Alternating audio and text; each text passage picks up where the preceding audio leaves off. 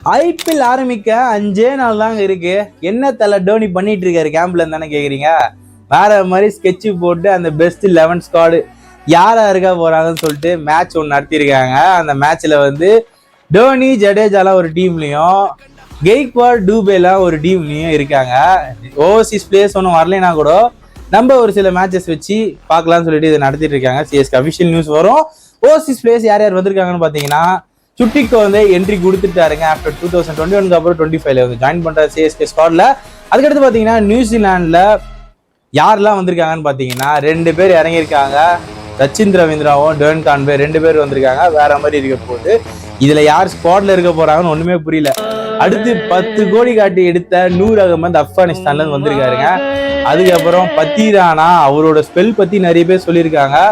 ஆனா அந்த ஸ்பெல்ல 8 செகண்டுக்கு சிஎஸ்கே ஒரு வீடியோ விட்டாங்க. அவரோட ஸ்பெல் மட்டுமே வேற மாதிரி இருக்காரு. யாரெல்லாம் எப்படி பெர்ஃபார்ம் பண்ண போறாங்க ஒண்ணுமே தெரியலங்க.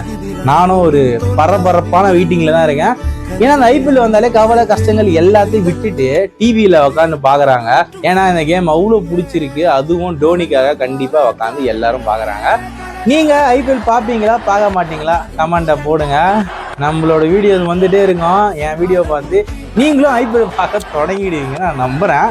நெக்ஸ்ட் வீடியோ நம்மளோட வீடியோ அலைகள் மாதிரி வந்துகிட்டே இருக்கு. Keep on touch.